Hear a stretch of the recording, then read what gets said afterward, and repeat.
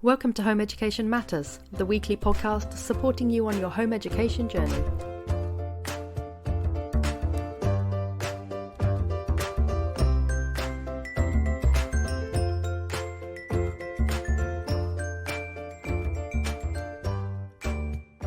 Hello and welcome to another episode of Home Education Matters. And today we are starting our mini-series called Parenting with Possibilities with Sareeta Pattni.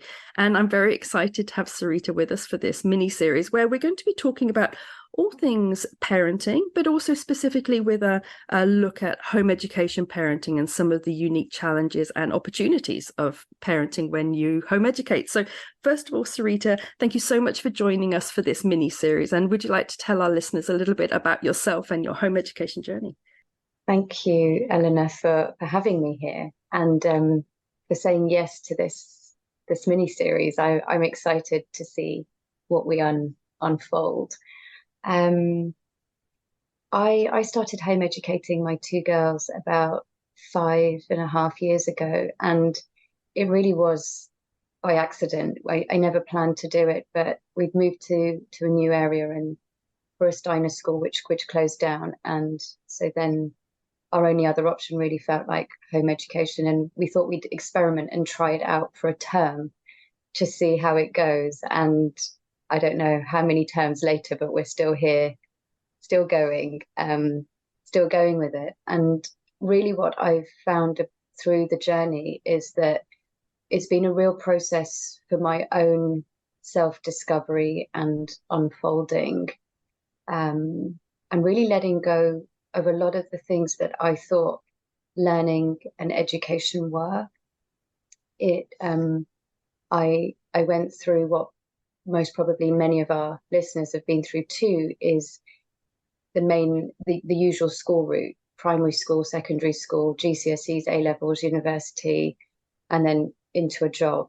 And I actually worked as a primary school teacher for a while, and while I was in school, I really realized that there was something that was misaligned with the training of being a teacher and actually what was happening in the classroom and in schools. And it really didn't feel like each child was free to really grow at their own speed, at their own pace. And there is a lot of talk about child-centered education, but it's so difficult to do that in a classroom with 30. And so I always knew that I wanted something different for my children. I just didn't know what.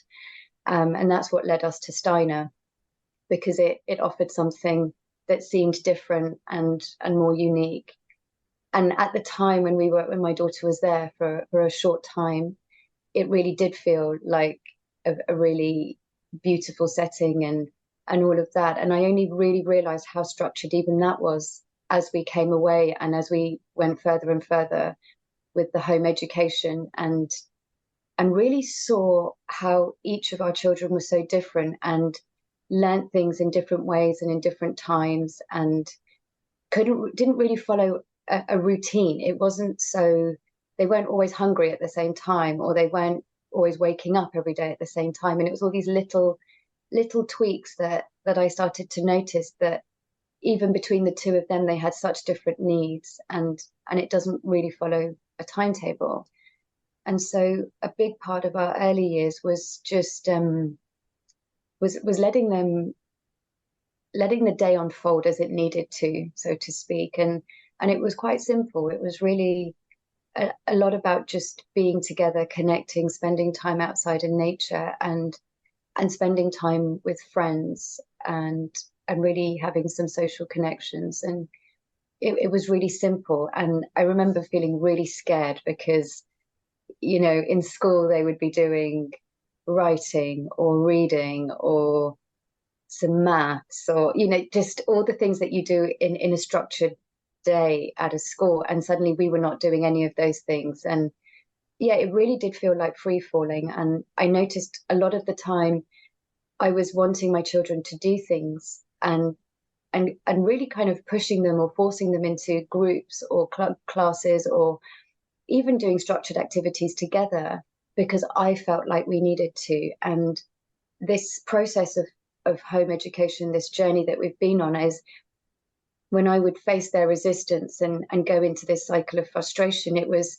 well, what's driving me? Where is this necessity really coming from? Because if it's not from them, it's from me. And that doesn't feel very child-centered. That doesn't really feel like it's about them. So that really was the doorway to start looking at, hold on, what's going on? What's going on within me that feels like we need to be doing things, or those voices where we should be doing this or we should not be doing, like, just, and I realized there were so many, I had so many constructs, so many ideas of what is right, what is wrong, how it should be, what it should look like. And they all came from my own experiences of education. And this is so new. I mean, this is uncharted territory for me. I've never done this before. So it was the real big fear was just the unknown. Like, I don't know how it goes. I don't know what it's supposed to look like.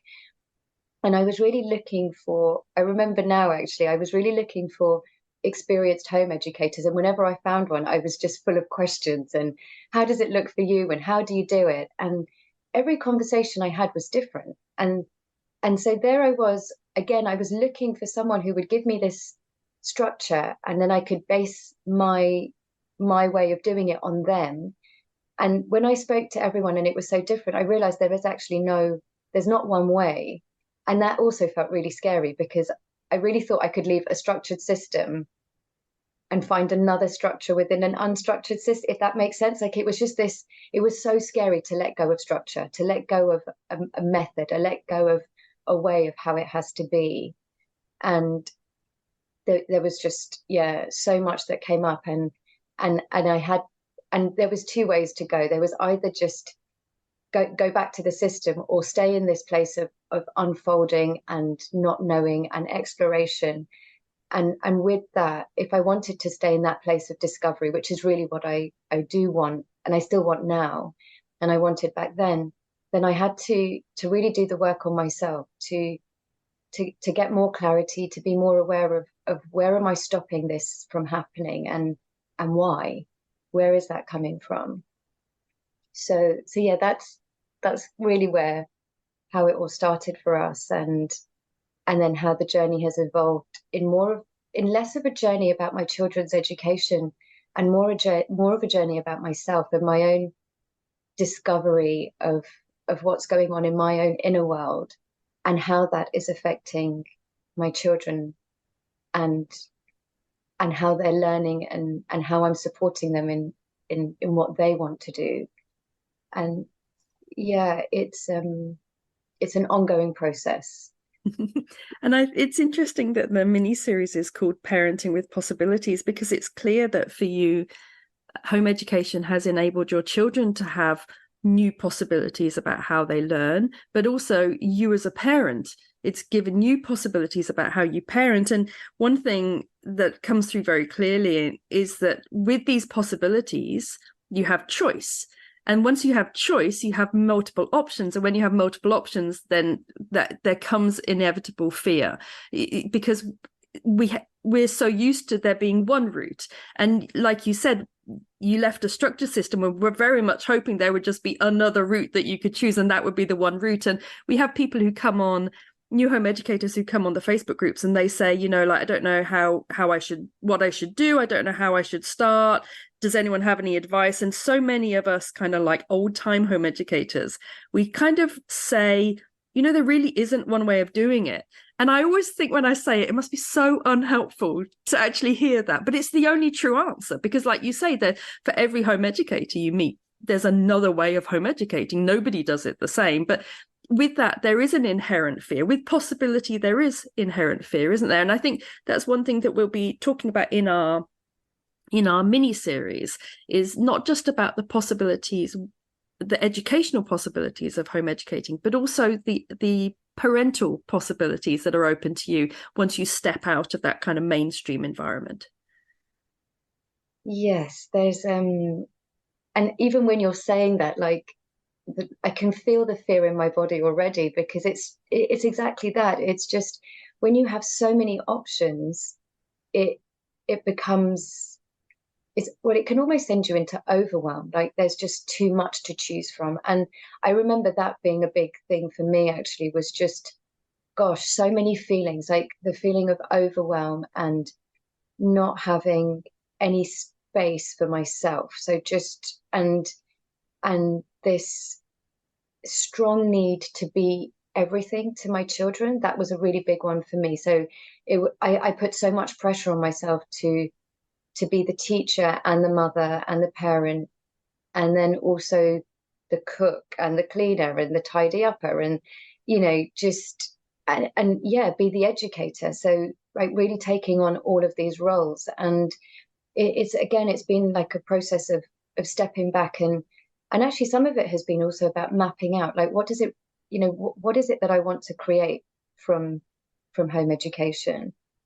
What is it that I'm really striving for? And I don't think I feel like that's an ever evolving answer, and a question that you have to keep checking in with yourself, because it changes. And it's, I almost see myself as I'm on this path, and it has many twists and bends, and you really just don't know which way it goes until you take the next step. And so, and at every step you have to check in and have that almost like a reevaluation with your children. And that's also been a big thing for me, is stepping away from this idea of what is parenting and what is motherhood. And I realized it came from this space of almost quite hierarchical, like I'm the adult, I'm the parent, I know better. And it's really been about stepping down and being on the same level, like going from and being quite non-hierarchical about it, and seeing my children as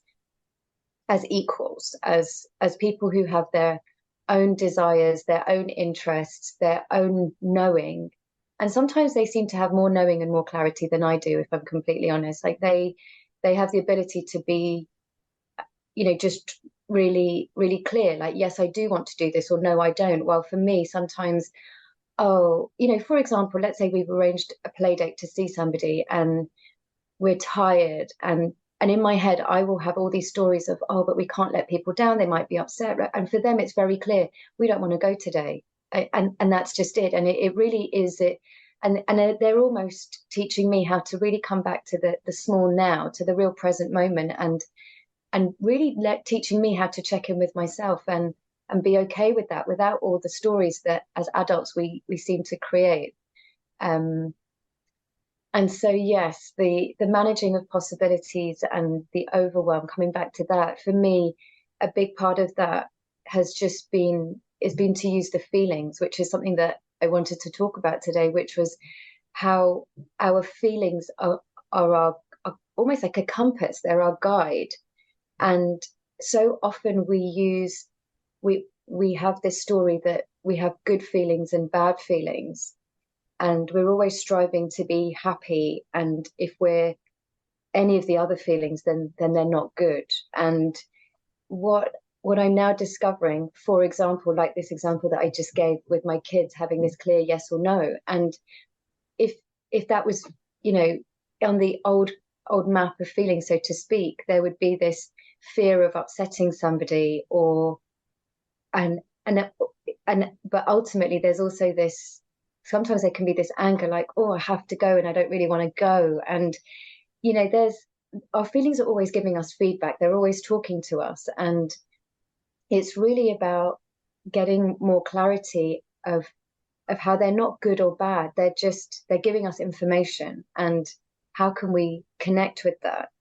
And so through my journey and my own self-discovery, I found that there are actually four primary feelings. And I know that there are so many other things that we throw in, like overwhelm and anxiety and all of those, but the four primary ones, there's sadness, anger, fear, and joy.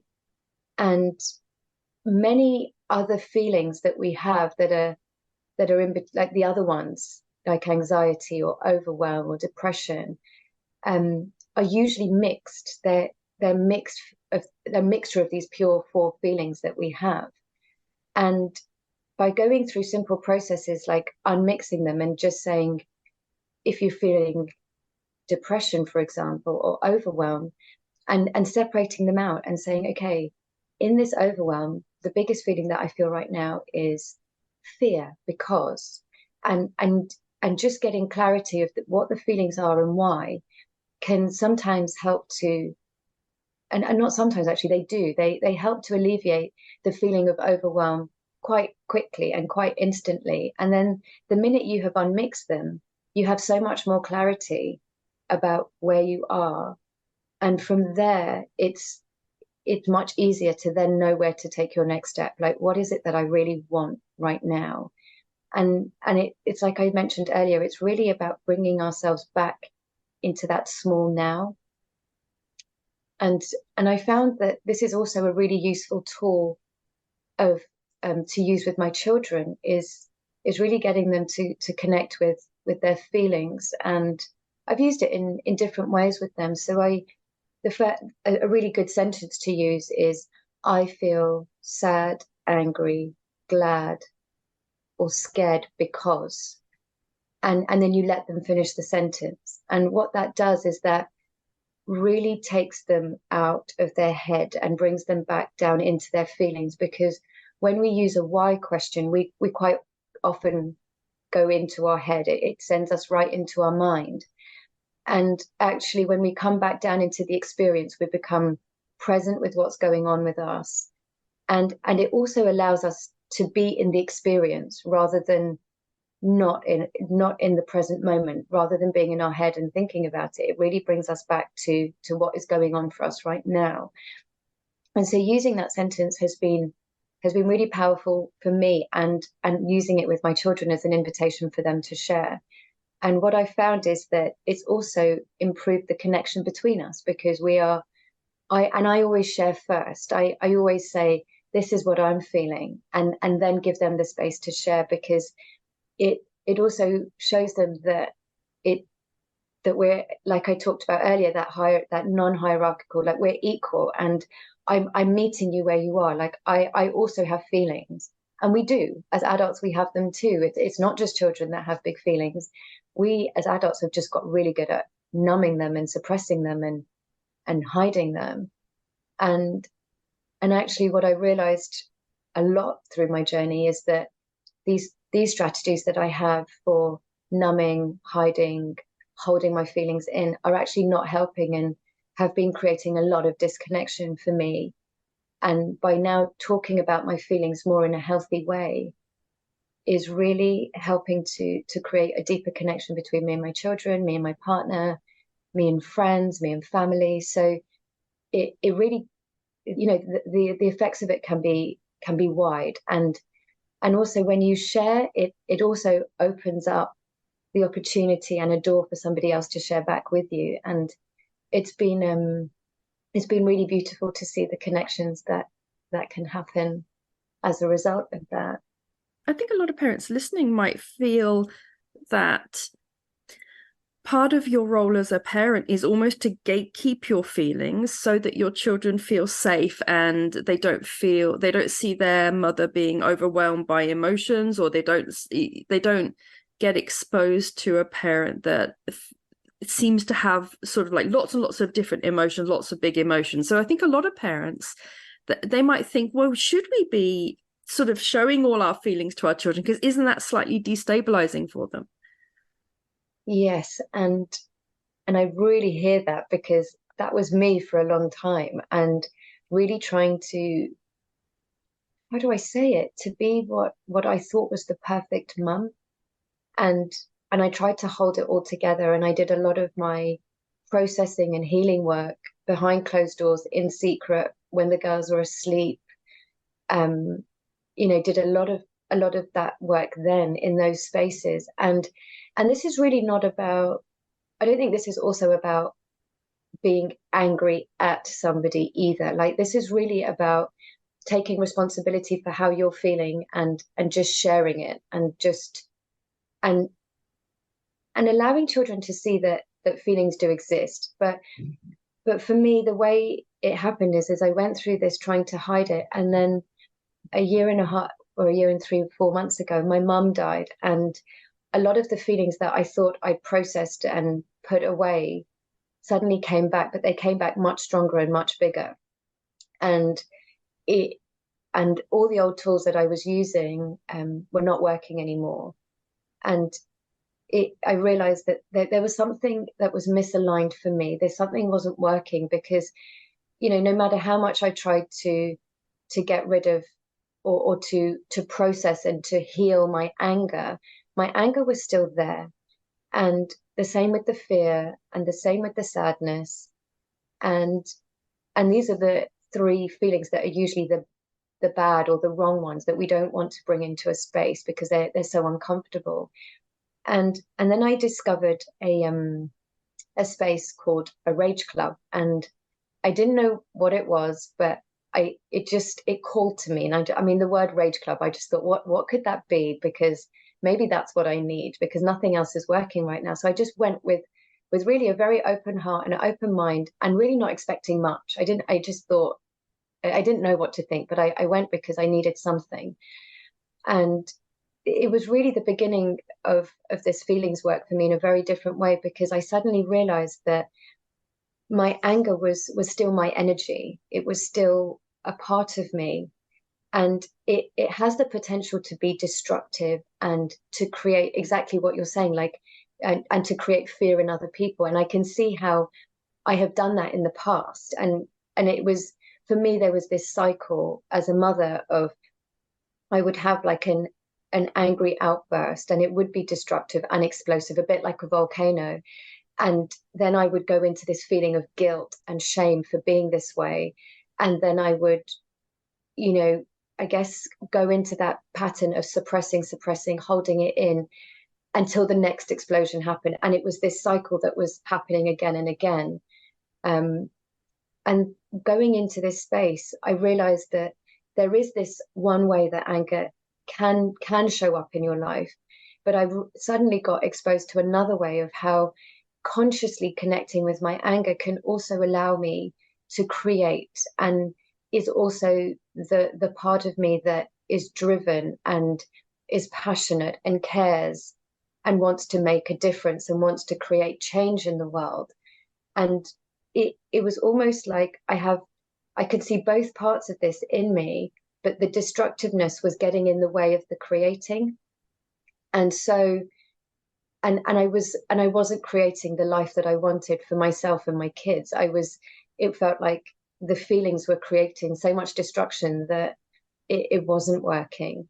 And so going through the Rage Club really helped me to process the destructiveness, the elements that were creating the destruction. And it's an ongoing process. Like, I just want to be clear that it's not like I went to one Rage Club and it was fixed. It's like, it was almost the opening of a doorway, an opening of a whole new way of working with my feelings and how I can use them to create more of the life that I want.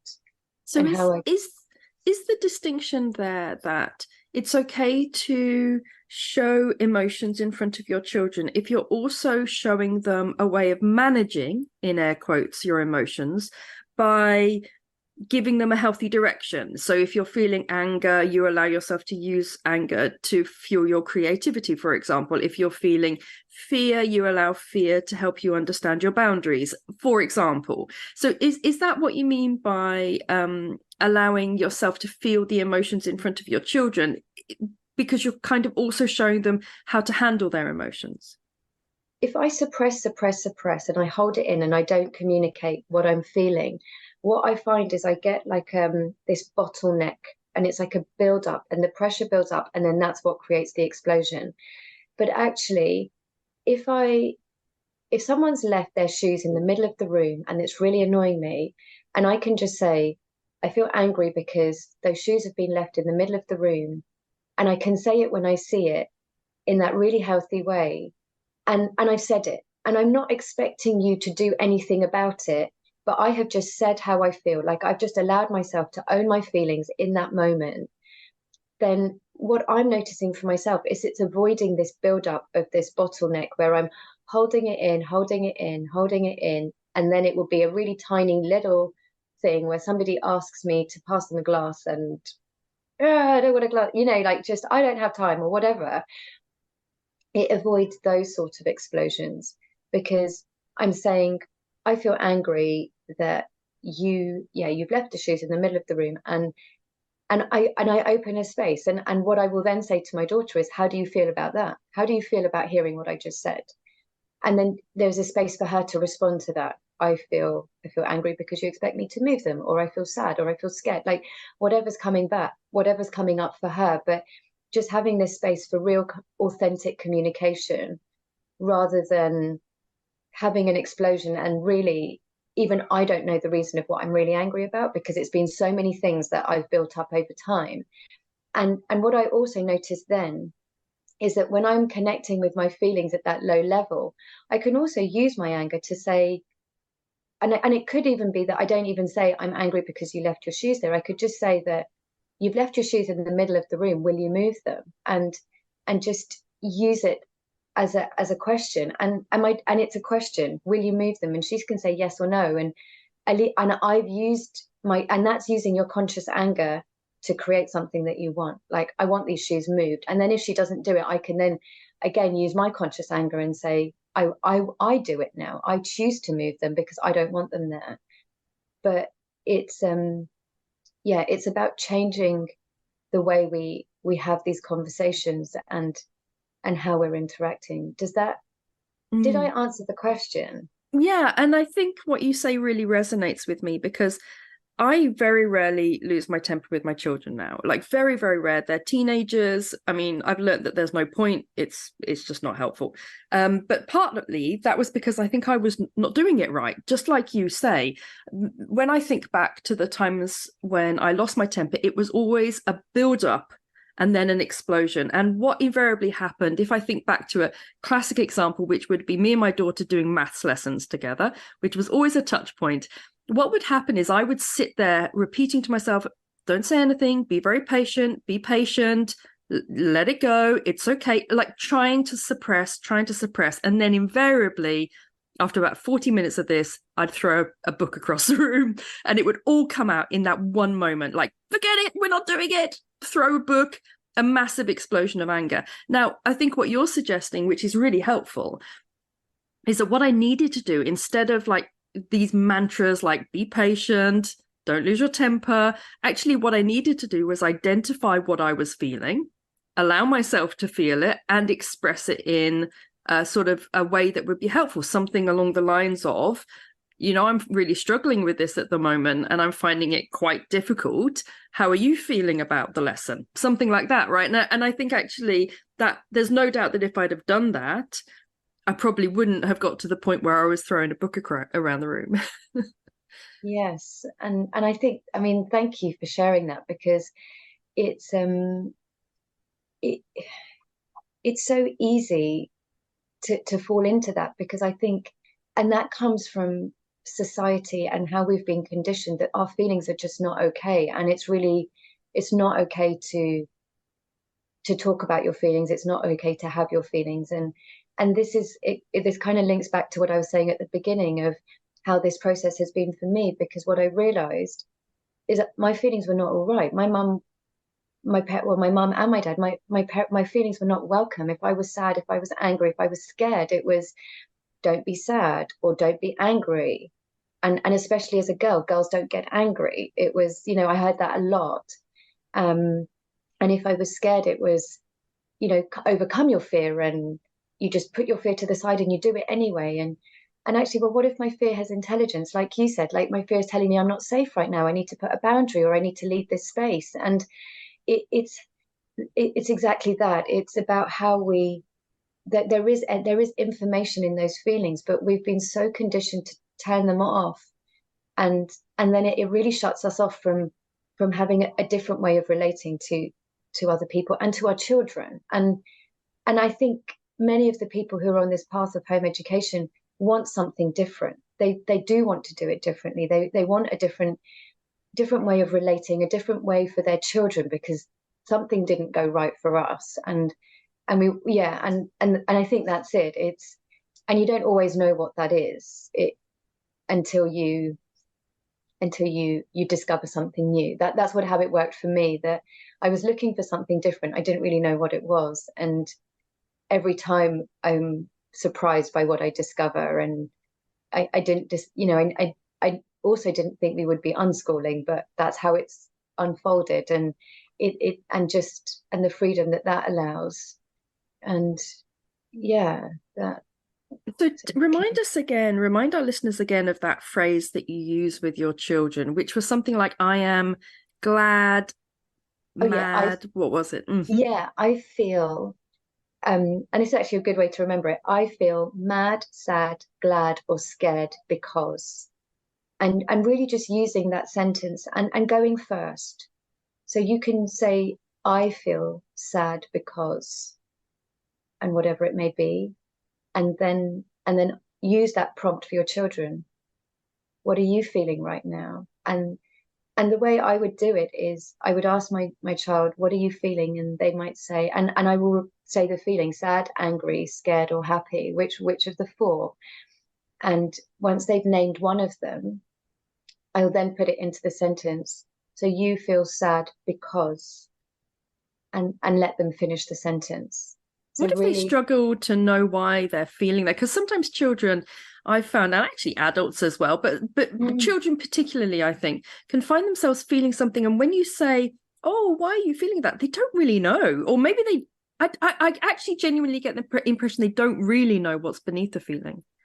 and and I sometimes I invite my children to close their eyes so that they're not thinking about it too much, and really just remind them that it's okay to say anything and that there's no right or wrong. And yeah, just to stay, because when we close our eyes, it really helps us to be more in our heart space, more in our feeling space, more in our body, rather than, and when our eyes are open, and especially if you notice, like when you look up, when you're looking up, you're going into your mind.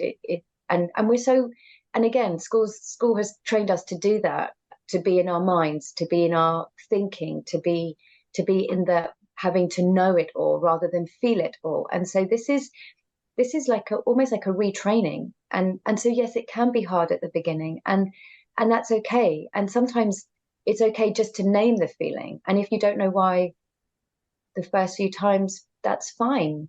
Can you And suggest things to them that, because for example, if you think you know why they might be feeling sad, and they say, "Oh, I don't know," like my daughter, who's a teenager, she said to me the other day, she said, "Oh, I've been feeling sad all day, and there's just no reason, and I don't know why." And I really wanted to be like, could it be this? Could it be that? Could it be this? This is like the problem solving coming in. Is it helpful to do that sometimes or not? um, you I think for me, the impulse is to really go with what you're feeling and to keep using yourself as an example and say, sometimes this makes me feel sad. And to really to keep using yourself as a, so if you think that it could be this, it could be something that you feel has come up for your daughter, you could say, when this happens to me, it makes me feel sad. And then you could ask her, do you have a similar experience? Is that something similar for you? Or have you ever noticed that happen for you? And really use it as yourself. And my hint is, and my impulse is that if you have suggestions of what it might be because those are the things that would have made you sad. And so you already have real examples. And so I would always go with yourself, and always make it about you, because one of the processes about these feelings is to empower our children to own their own feelings and for them to know them. And there is no right or wrong. There really isn't. There is no right or wrong way to have a feeling, and to really show them that. Would you sort of schedule this in during the day, or is this something that you would respond to in the moment if you feel like they were having big emotions? It's something that I use throughout the day if something big comes up, um, and I notice that there is something. And then we also do a feelings check-in before bedtime. And so we go, there's actually a really brilliant book which is called Good Night Feelings, by Clinton Callahan. And I can share the link with you if you would like the link. But it's an absolutely brilliant book because it just goes through the four feelings, and it has some prompts in there. And you read it together, and it really is about parents and children, or the reader and whoever's listening, to share together. So usually it's the parent reading and the child listening for us. And I share and then they share, and it goes through the four feelings. But it's really useful to have this book, and it also makes a really wonderful bedtime story because it's a different story every day. So it's a story about us. And I'm surprised because I really thought that I wasn't sure when we first got this book how it would go for my children and whether they would, maybe we'd read it a few times and then that would be the end. Like, we don't want to read it. But actually, it's the one book they ask for every night. It really, and I'm surprised, but I think they really appreciate having this daily space to just before bedtime, and it works really well for us. I find that because I do couples counselling, and I find that a lot of my time is spent doing this exact work, trying to get people to identify their feelings and express them healthily to each other. It's just a very, very standard part of couples counselling. And I've started doing the same kind of exercises with my children that I do with my couples, where somebody will say something and then the listener has a role. The listener, for example, will paraphrase it back. They will validate what's been said, and then they will guess at what emotions may be underneath, and then check whether they're guessing right. So it's quite a nice kind of collaborative thing. Is there a role for the listener in this? So when your child says, "I'm feeling scared because," and they come up with their reason, is there something that you as the parent would then respond with, or is there a response that you think is helpful at that point, or is it just about allowing them the space to discover that themselves? I usually just say thank you, and sometimes there is another, which will probably be our next podcast, possibly, is using the completion loop, which is what you were just saying, the paraphrasing, which is really just not completely mirroring exactly, but really just saying what they've just said back so that they feel heard and they feel listened to, and also so they can hear what they said, because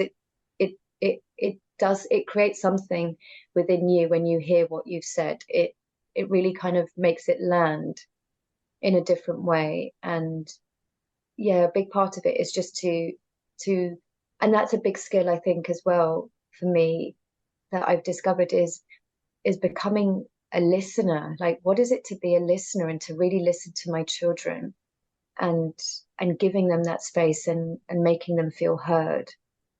I think it would be really interesting to have that discussion in our next podcast, because I think there's no doubt that when you're a parent, it can be quite uncomfortable listening to your child expressing big emotions, because your natural instinct is to want them not to feel these negative, in inverted commas, emotions. And so I think a lot of that is behind the reason why we don't do a lot of this feelings work with our children, because we actually don't kind of want them to feel this big stuff. So we think that if we talk about it, somehow we're making them feel it, but obviously they are feeling it anyway. It's just that we're allowing them sort of healthy expression of it. Absolutely. And that's exactly, I feel like we keep doing loops back, but that's exactly why it's a journey for self, because I've realized that if I can't process and hold my own feelings, then and really hold space for myself, I can't hold the space for my children to express them. So as I've been allowing myself to get in touch and process and explore what's going on for me, I feel that I have more capacity to hold these big and what used to be quite uncomfortable, and still can be, like, it's not always easy, but I feel that I've come a long way now, where before it was really, if my children were crying or angry, I would try and distract them or pacify them or make it feel better. And actually now I can sit next to them and just be there while they're crying or they're angry until.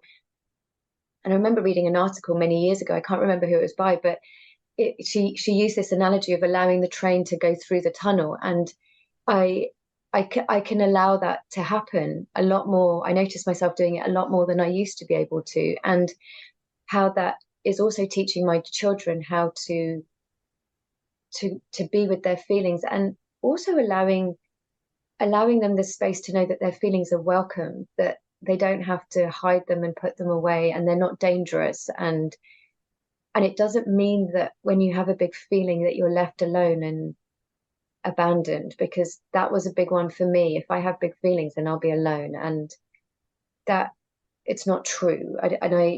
Yeah, just showing them that it can be different.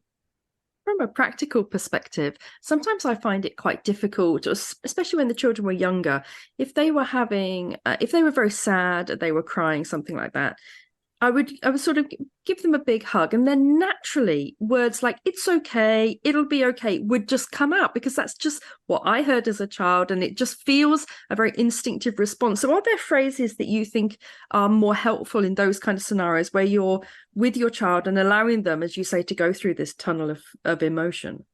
I now actually just name the feeling, and so you're feeling something right now, and if they haven't identified it, or if it is sadness, you're feeling really sad now, right now, and yeah, and I can see that. I see that you're feeling sad, and that really is all I do, is I just keep telling them what I'm seeing, and it's just about reassuring them that I see that this is sadness, and I'm still here. You have a big sadness right now, and I'm still here next to you, and I just, yeah, coming back to that other point that you made earlier, is really, I feel like I just maybe didn't express how important it is for us as the parent to hold space for ourselves. Like I just, that for me is the key, is before we can do this. And it's a bit how we talk about, if your cup is not full, then you can't feed others from an empty cup, or whatever that saying is. But it really is that idea, is this: if you can't do it for yourself, if you can't allow yourself to feel and to go there, then it's not possible. In my experience, it's not possible to do it for your children, because you are then triggered by the big feelings. So the first step really is for parents to connect with their own feelings first, and that would be my invitation. And I'm in the process of setting up a feeling space. It's just going to be 15 minutes once a week, for a call for people for mothers and dads, but to come and to be with their anger, to go into their conscious rage. And it will be 3 minutes of just being with your anger and really letting it out in a healthy space, supported by others. And the theory, and actually not even the theory, the experience that I have behind this is that we as mothers are so tired, are so drained, are so exhausted, but actually, and we also have this story that when you feel your feelings, you're only going to end up more tired and drained and exhausted. And actually, what I've discovered in the last year that I've been doing this feelings work is that being with my conscious rage is actually creating more energy in my life. Like allowing myself to just feel these feelings is creating more energy and more capacity within me. So is the theory that if you're feeling, you have all this rage inside, and we all have rage inside, so you have this rage inside, and then you verbalize it for 3 minutes, and that somehow doesn't increase the rage, but just almost allows it to dissipate? It doesn't dissipate either. It is, what it does is it allows, so the process is that you would have your rage, and then you would keep your mouth closed after your 3 minutes of just like, wow, big explosion almost. And then when that process of keeping your mouth closed allows the energy that you've created, that you've brought in, which is, it's your own energy, and you allow it to circulate within you. And suddenly you have more aliveness, you have more energy, you have your ability to do just suddenly grows. And your ability to hold space for your children, your ability to hold space for yourself, and the ability to take action, it really just, yeah. I think that one thing, I think that comes through very clearly. And I think that this podcast series will be very much based on this idea that, as you said at the start, we are often the single point of focus for our children when we home educate, because everything comes through us, and that can be very scary, as you said. And I think sometimes we can feel very wary of allowing ourselves these big emotions, because everything comes through us, and we have to stay strong, and we have to stay consistent, and we have to stay calm. that's the theory, because everything comes through us. And I think what you're saying is that actually the possibility is there for you to be able to feel these big emotions and allow them healthy expression, and that they actually will give you energy and they'll actually create more possibilities for you and your child. Yes. Yes, thank you for summarizing it. Yes, and that's exactly it. Yes, thank you. Okay, so next time we'll be looking at the completion loop, right? So this will be taking the expression of feelings and then thinking about how the responder might respond to those feelings, and the role of both people in that conversation. So I think that'll be really helpful for our listeners as well. So Sareeta, thank you so much for joining me on today's podcast. It has been really interesting, a really interesting deep dive into feelings. Thank you so much. Thank you, Eleanor. Thank you so much for joining us for today's Home Education Matters podcast. See you at the next one. Have a lovely day.